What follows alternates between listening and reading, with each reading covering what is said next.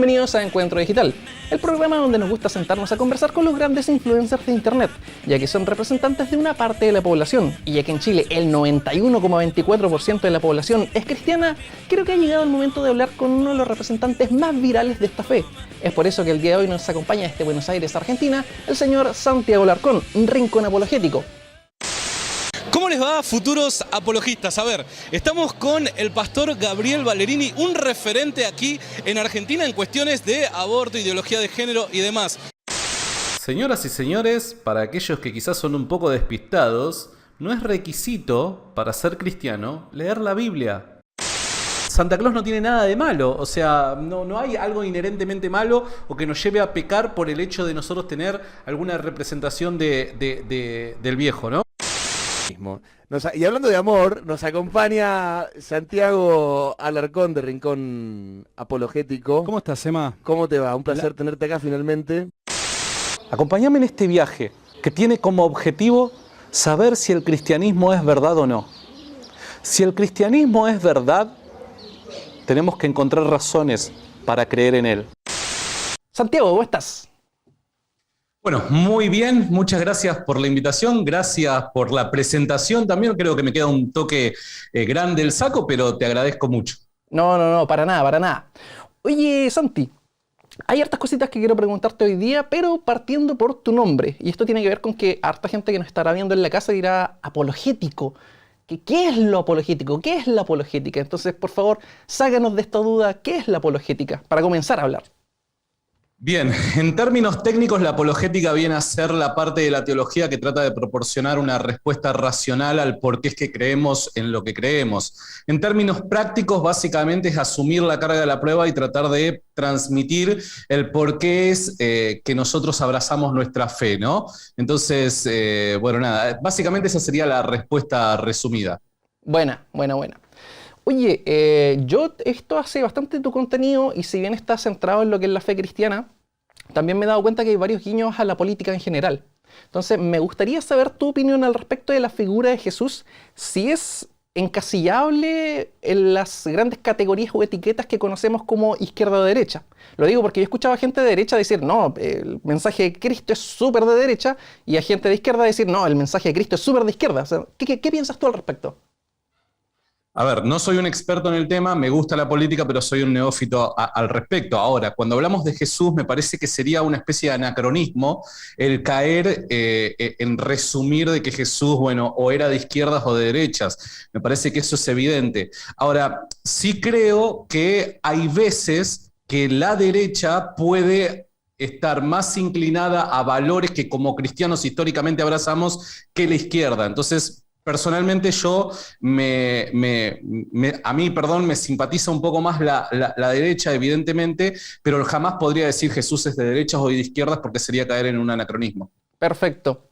Pregunta, una época por allá, por los 60, 50, incluso antes, que dentro de la Iglesia Católica había un grupo llamado la Teología de la Liberación, que básicamente eran curas zurdos, básicamente, hasta que llega Karol Wojtyła o Juan Pablo II y empieza a desmantelar todo eso.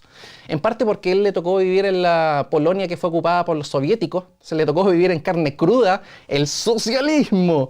Y claramente cuando llegó al poder dijo, no, esto hay que sacarlo de raíz.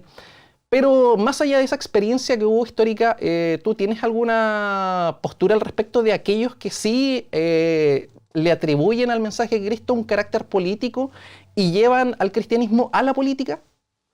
Jesús, pese a que de una u otra manera estuvo involucrado en discutir ideas que de una u otra manera, vuelvo a repetir, rozaban el tema político de aquel entonces. Y recordemos, para no caer nuevamente en anacronismos, no podemos hablar de política en la vida, contexto en el que Jesús vivía, tal y como hablamos de política en la actualidad en Occidente, ¿no? Son dos mundos completamente distintos.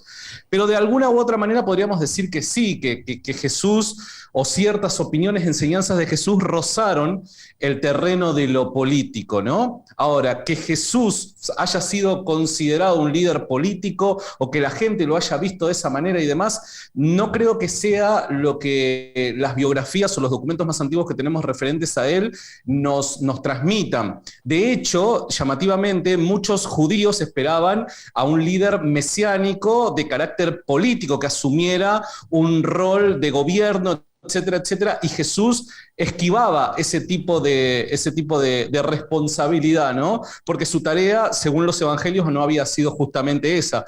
Así que, vuelvo a repetir, sus enseñanzas de alguna manera rozaban el ámbito de la política, pero no creo que su ministerio haya sido enfocado 100% en ello, ¿no? Dale. De hecho, hay varios versículos. Yo tengo la opinión igual de que el mensaje de Cristo no es llevable a ninguno de los dos lados. Por ejemplo, cuando Jesús dice, dejad que los muertos entierren a sus muertos, o tantas cosas más, que te da a entender de que realmente él no está preocupado mucho del mundo terrenal, que la parada de él va por otro rumbo. Ahora, pasando un poquito y ligeramente a otro tema, tú cuando entras... Si me dejas... Por favor. Si un instante me dejas agregar algo a eso, yo creo de que sí, evidentemente la predicación de Jesucristo fue todo referente al reino de Dios, llegando o influyendo de alguna manera en el plano terrenal, ¿no? Aunque Jesús no es que se desdijo de lo que pasa en la sociedad, de los problemas que atañen a la sociedad o que afectaban a las personas que vivían en aquel entonces, ¿no? Jesús parece indicar que necesariamente las personas que lo seguían tenían que asumir un compromiso moral con su prójimo, ¿no? Entonces, de una u otra manera, pese a que el énfasis de su mensaje no estuvo enfocado en, no sé, cambiar los gobiernos o cosas por el estilo, sí de alguna manera hay una consecuencia terrenal al abrazar las enseñanzas de Jesús. Dale, los famosos deberes cristianos que están en la Biblia. O sea, si tú googleas deberes cristianos y literalmente te salen versículos de la Biblia donde dicen el cristiano hace esto. No es una obligación, pero las acciones igual refuerzan la fe. Eso es lo que entiendo yo al menos. Ahora, ya que la fe es un regalo, se supone, es por gracia, no es como que tengas que hacer obras para tener fe, pero van muy de la mano, o al menos así lo veo yo. Ahora, yendo al tema que te quería llevar y que tiene que ver con un poco tus inicios en este sendero. Tú originalmente partiste o llegaste a la creencia de forma no, a ver cómo decirlo, no tanteando. ¿A qué me refiero con esto? Hay gente que entra a la iglesia, conoce la iglesia, pero es como turistea, básicamente. Como que el momento en que tú llegas no de turista a la iglesia, sino ya a quedarte, tienes una formación de la propia iglesia. Y lo que encuentro yo que adolecen muchas veces las iglesias en general, yo me di el tiempo en su momento de recorrer distintas iglesias mormonas, católicas, evangélicas, etc., adventistas, y me da cuenta que el primer acercamiento de las iglesias es con la fe más bien irracional, que tiene que ver con creer en muchas cosas de forma literal. Sin embargo, tú hoy abrazas una fe que es más bien racional. Me gustaría que primero que nada le explicara a la gente qué es la fe racional, que tal vez es un concepto nuevo para muchos, y lo otro, cómo fue tu tránsito de tu primera fe a la fe más racional que abrazas a día de hoy. Bien, buenísimo.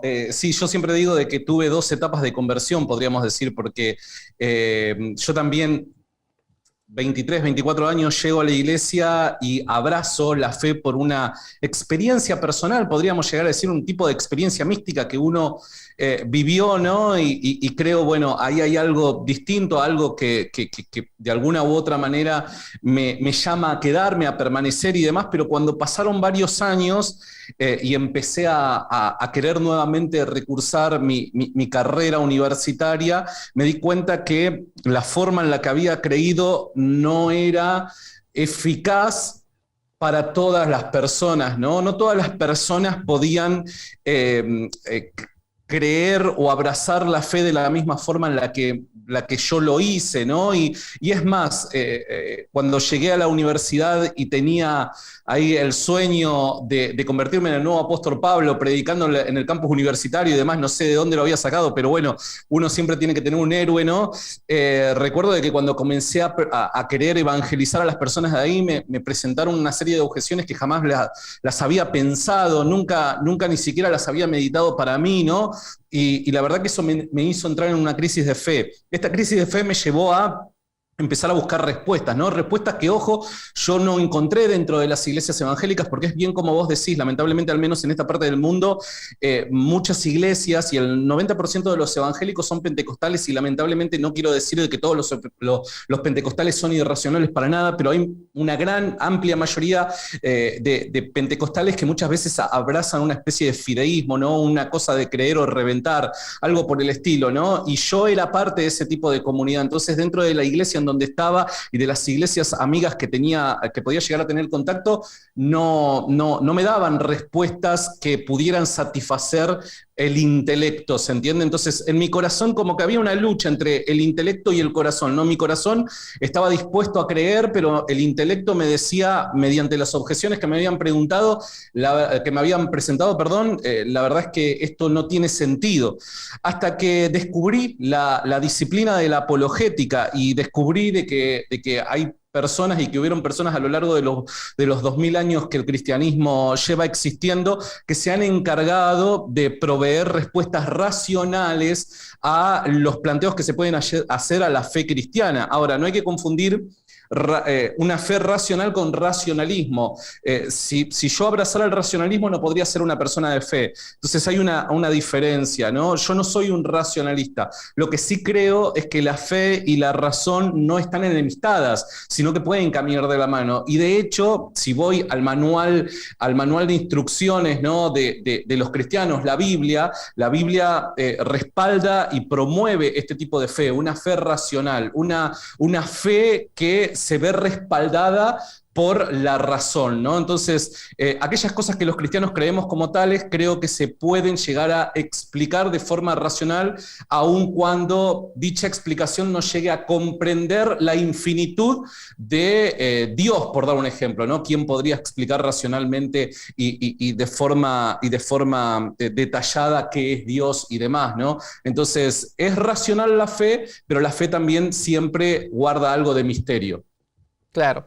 Oye, para que la gente, si es que a alguien no le quedó completamente claro esto de la fe racional, que en el fondo tiene que ver con dar argumentos lógicos racionales sobre la existencia de Dios, la resurrección y un montón de otras cositas más, me gustaría que le pudieras explicar a la gente uno o dos argumentos en breve sobre la existencia de Dios, para que entiendan y se adentren un poquito en esto que tal vez es desconocido para ellos. Argumentos en favor de la existencia de Dios a lo largo de la historia del cristianismo se han dado muchos, ¿no?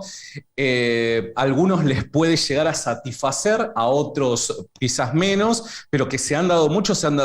Por dar un ejemplo, el argumento cosmológico Kalam, uno de los más populares hoy en día por una serie de circunstancias y por una serie de ponentes que han sido muy populares, pero eso no quiere decir tampoco que los que estoy nombrando sean los mejores. Está el argumento cosmológico Kalam, que trata acerca de, que presenta el planteo de, bueno, ¿cuál es la causa originadora del universo, ¿no? Y podemos llegar a inferir de que dicha causa debe de tener las características que el cristianismo le ha atribuido históricamente a la deidad, a Dios, ¿no? El argumento moral, en donde encontramos que el fundamento de los valores y deberes morales objetivos se encuentran únicamente en un ser trascendente, y este ser trascendente únicamente puede llegar a ser Dios, la aplicabilidad de las matemáticas, la existencia del alma, la conciencia. Hay un montón de argumentos que nos podrían llegar a presentar razones del por qué es que Dios existe, ¿no? Sin contar en lo que, bueno, muchos de nosotros creemos de que son los mejores, ¿no? Que son las 5 vías tomistas. Creo que filosóficamente hablando son el top de argumentos, ¿no? Están dentro ahí de la cúspide de los mejores argumentos. Dale. Yo de paso voy a recomendar el libro La ciencia descubre a Dios. Igual me parece un libro corto, y si ustedes se van a las últimas páginas, de hecho hay una tabla de argumentos a favor de la existencia de Dios que a mí personalmente me parecen bastante racionales, como para complementar lo que estás diciendo tú. Ahora, respecto a tu salto, y esta vez no voy a hablar del salto de fe, sino del salto de lo físico a las redes. Porque claro, tú empezaste en una iglesia, tú empezaste de forma física, pero diste el salto primero a Facebook, luego YouTube, Instagram, ya eres un influencer de varias redes. Pero la dicotomía que hay entre la realidad, o muchas veces tú te puedes encontrar en tu templo, es que ahí hay gente que va porque quiere estar ahí, y hay gente que genuinamente ya cree de antemano. Sin embargo, Internet es mucho más plural, más diverso. Y dentro de Internet hay una comunidad grande de ateos y agnósticos, y algunos no son tan buena onda como otros. Entonces me gustaría preguntarte, ¿cómo ha sido tu experiencia con la comunidad atea en Internet? Bueno, diría de que mi experiencia con la comunidad atea ha sido mejor que con la comunidad cristiana. ¿Por qué digo esto? Porque quizás la forma de transmitir la fe cristiana a través de la apologética, ¿no? A través de argumentos, la reflexión y demás, no sea algo muy popular y a su vez aceptado en esta parte del mundo, ¿no? Es como que la mayor parte de los cristianos asumen un fideísmo, asumen una fe ciega, asumen un creer o reventar y creen de alguna manera que el intelecto es enemigo a la fe, ¿no? Y que aquel que intente de alguna manera alimentar el intelecto va a terminar perdiéndose o algo por el estilo, ¿no? Entonces, y yo creo que este es un problema cultural, y dentro de este problema cultural que atañe a las iglesias en Occidente, o al menos en América Latina, creo que esa es la razón por la cual tuve más problemas quizás con los cristianos que con los ateos. Ahora, ateos, que creo de que, a ver, no me gusta generalizar, ¿no? Pero desde mi experiencia personal he tenido en sí buenas experiencias con los ateos. Son muy pocos aquellos ateos pops que lo único que buscan es, de alguna manera, destruir la fe, ¿no? Más que un ateo es un antiteísta, ¿no? Aquella persona militante al ateísmo que trata de alguna manera, destruir todo concepto o idea de fe que pueda llegar a tener un individuo, ¿no? Son muy pocos, pueden parecer muchos porque hacen mucho ruido, pero la verdad es que son muy pocos. Muchas de las personas que me siguen o de aquellos que en algún momento he tenido algún tipo de contacto, pese a su ateísmo y pese a que obviamente nuestra cosmovisión es distinta, buscan la verdad de una manera honesta y genuina. Y eso está piola. Y me gusta mucho y quizás se ven muy no sé, ven atractivo el espacio que llevo adelante porque promuevo el diálogo, ¿no? Entre diferentes cosmovisiones. Y entonces encuentran en mi espacio quizás un lugar donde puedan preguntar honestamente o hacer planteos honestamente a cristianos y puedan ahí, bueno, ver a ver qué es ante determinados planteos lo que los cristianos dicen creer, ¿no? Así que no ha sido en sí, obviamente como todo, he tenido mis experiencias malas, pero no ha sido en sí el común denominador tener una experiencia mala con ateos o algo por el estilo, sino que hay mucha gente muy abierta al diálogo y es más, esto creo que es un llamado de atención para el común denominador de los cristianos porque creo de que si la forma de transmitir la fe cristiana cambiase y no nos volviéramos racionalistas, pero sí pudiésemos empezar a reflexionar de forma más seria acerca de nuestra fe, creo que existe un amplio público que al menos nos prestaría atención y desearía poder escuchar por qué creemos en lo que creemos. Oye, pregunta, ¿tú cuándo empezaste a hacer contenido en Internet? Dígase videos ya propiamente tal. A ver, yo abrí mi espacio en Facebook en el año 2016, a finales de 2016 empecé ahí a poner la caripela y no sé, generar contenido propio, sí, principios de año 2017, obviamente vos me entenderás también que laburás en redes, cuando miro el contenido que hacía quizás en mis inicios me avergüenzo de él, pero sí, más o menos para esa época. Ah, ya. Mira, me salta una duda respecto a lo que me dices tú. Yo no sé si cuando yo empecé a hacer contenido, mi contenido era muy transgresor o me tocó conocer a una comunidad atea distinta a la tuya. Lo digo porque yo hice mi primer video sobre la temática, creo que se llama ¿Por qué no soy ateo? En 2013 y recibí amenazas de muerte de ateos por un año entero. Entonces, recuerdo que en ese tiempo creo que los únicos haciendo contenido como sobre la fe eran Danan y yo. Y no recuerdo haber visto más gente. Los otros fueron apareciendo después y bueno, tanto Danan como yo fuimos haciendo después otro tipo de contenido también. No nos encasillamos en eso. Pero creo que has tenido suerte o la experiencia mía tiene que ver con que en ese tiempo había un ateísmo más, ¿cómo decirlo? Más de niños de 14 en Internet. ¿Puede haber sido eso? O tal vez mi video era muy transgresor. La verdad es que no lo encuentro. Lo he vuelto a ver algunos años después y encuentro que no era tan fuerte lo que decía. Pero bueno. Oye, respecto a los conflictos que sí has tenido dentro de la comunidad, y por cierto, yo no tengo ninguna mala onda con los ateos, tengo amigos ateos, o sea, no es un problema para mí, ¿ya? Quiero dejar eso claro desde ya. Pero dentro de esos conflictos que sí has tenido hay un nombre que resuena en el viento. Y de hecho hay un dicho entre youtubers que dice, tú no eres youtuber si nunca has peleado con Dallas. Es como un requisito necesario para ser youtuber. En el caso tuyo, ¿cuál fue tu conflicto con Dallas y por qué crees que sería importante un debate con él? Me encantó, te juro que te lo voy a robar, yo no lo conocía ese dicho.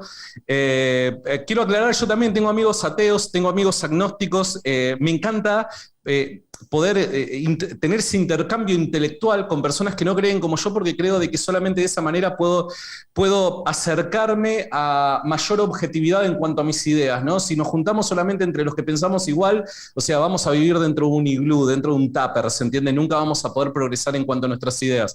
Así que tengo gente con la que me llevo muy bien en redes, que son ateos, agnósticos, deístas, el mismo Danan, ¿no?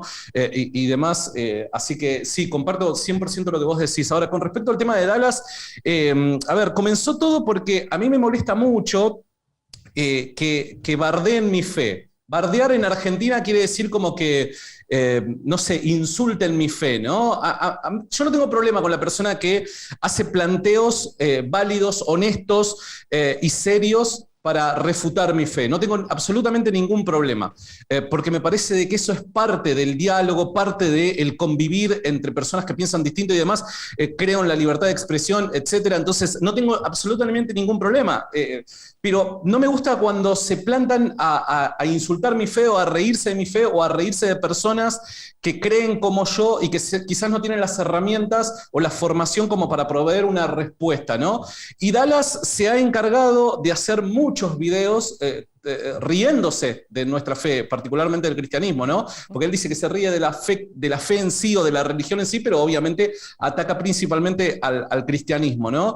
Entonces, bueno, nada, comenzó como algo de respuesta, video de respuestas, cosas por el estilo, pero pasó una vez que, y eso fue la gota que colmó el vaso, que en uno de sus videos ridiculiza o intenta ridiculizar a una chica TikToker de 18 años cristiana, ¿no? Y más allá de que lo que haya dicho la chica lo podamos compartir o no, ¿está bien? Más allá de eso, más allá de que quizás el planteo era válido o no era válido, era lógico o quizás era una tontería, más allá de eso, me pareció muy mal de su parte el hecho de intentar a través de sus redes sociales, que son masivas, ¿no? Casi 10 millones de personas lo siguen en YouTube, ridiculizar a esta chica, ¿no? Y evidentemente eso trajo sus consecuencias. ¿Por qué?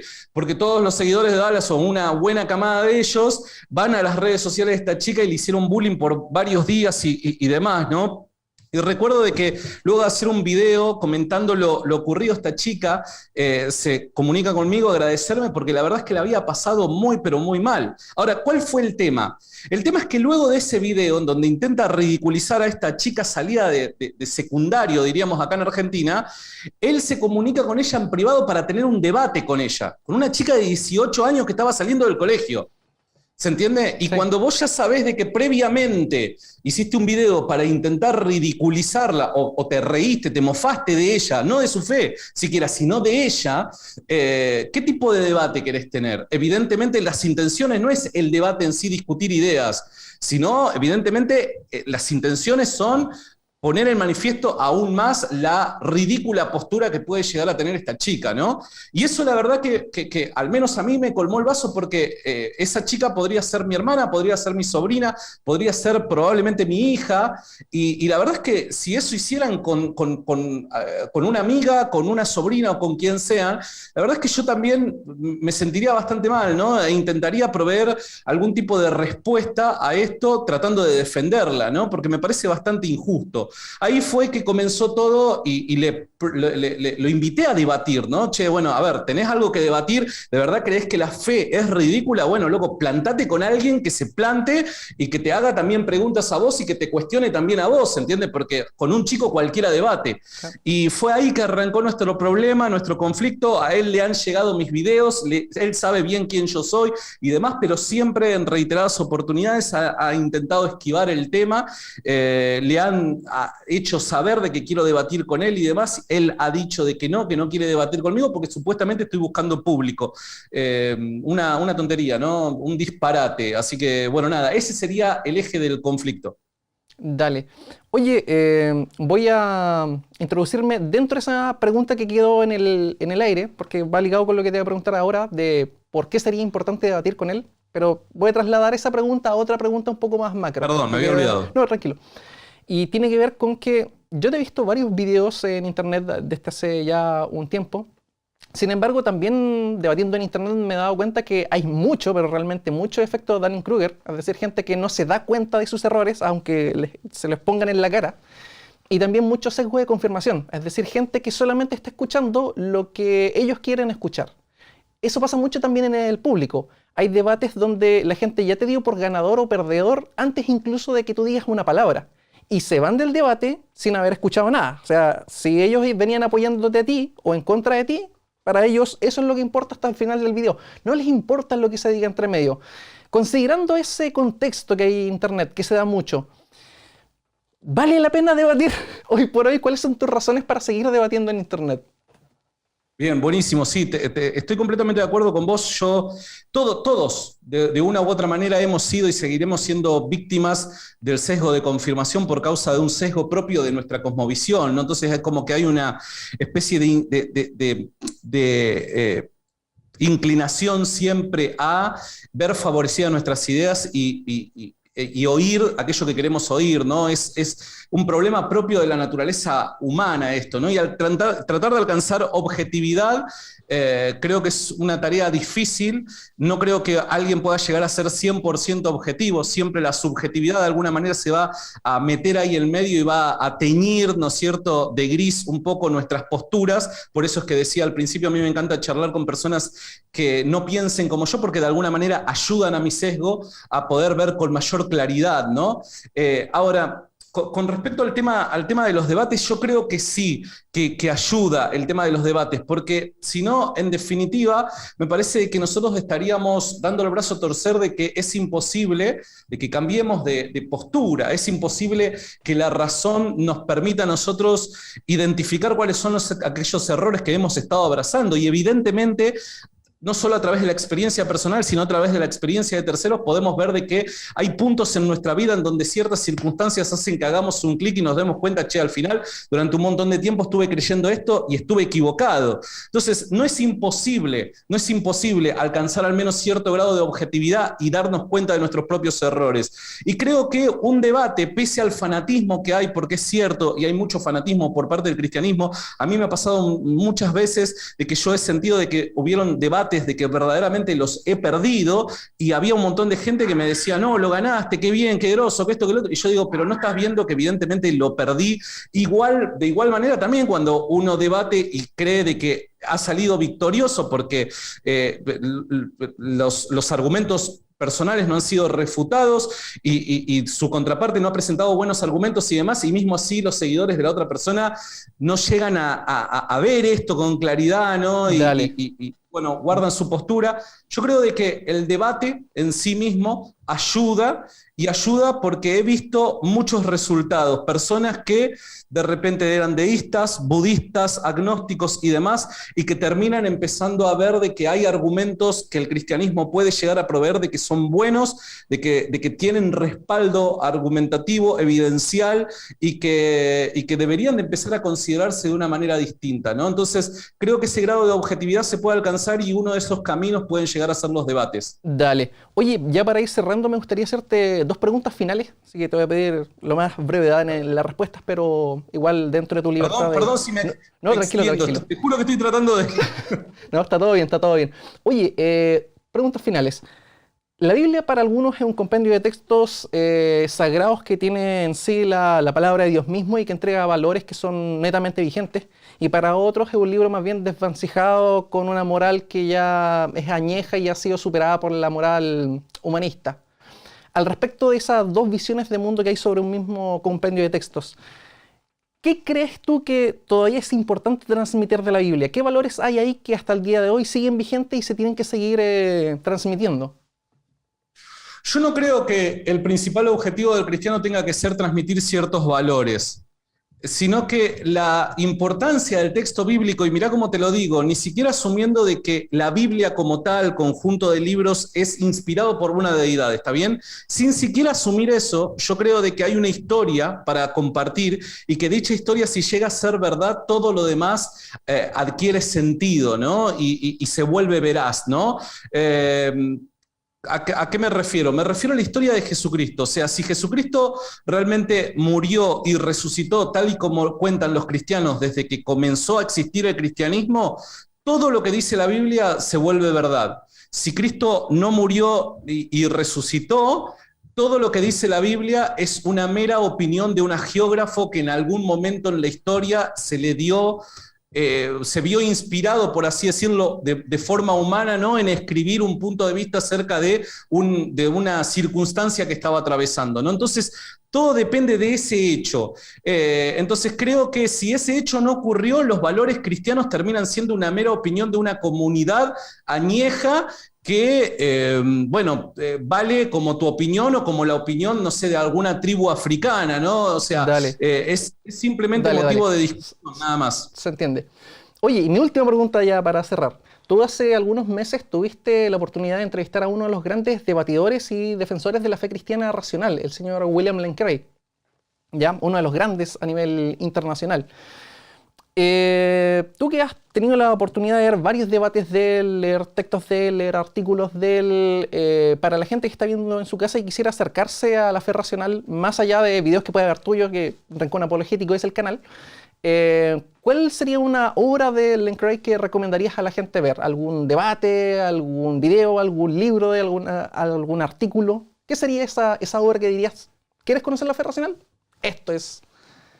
Bueno, para familiarizarse, a ver, me parece que para familiarizarse, lo primero es, bueno, hay un montón de material audiovisual en redes sociales, en YouTube principalmente, que son videos cortos de 3 o 4 minutos, en donde preguntas muy complejas y difíciles que muchas veces todos hemos hecho, ¿no?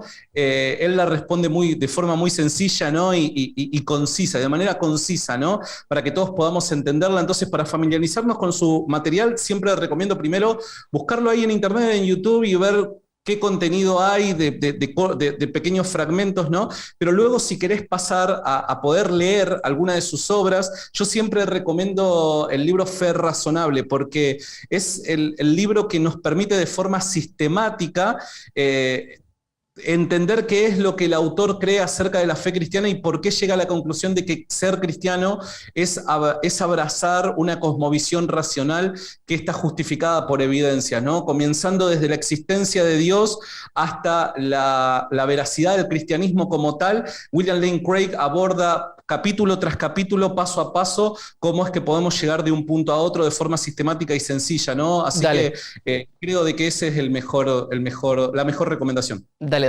Santi, nos queda súper claro, gracias por tu tiempo, estuvo súper entretenido y se nos pasó súper volando. ¿Algunas palabras al cierre? No, muchas gracias, te agradezco mucho a vos, a tu equipo, a todos los que están del otro lado, y bueno, nada, los cristianos les recomiendo de que en estos tiempos empiecen a reflexionar más acerca de su fe, que es necesario, y a los no cristianos que nos permitan a nosotros poder proveer respuestas a aquellas dudas, preguntas, inquietudes que puedan llegar a tener con respecto a la cosmovisión cristiana. Dale. Para la gente que llegó a la mitad y dijo, chuta, está Santiago, me lo perdí, recuerden que está y todos los episodios en canaltectv.cl, o también pueden ir a YouTube, canaltectv.cl, y buscan la lista de reproducción llamada Encuentro Digital. Ahí están todos los episodios de esta temporada. Sin más, y como siempre, recordándoles a todos que todo esto ha sido solamente nuestra opinión y que nos vemos en una próxima entrega. Bye.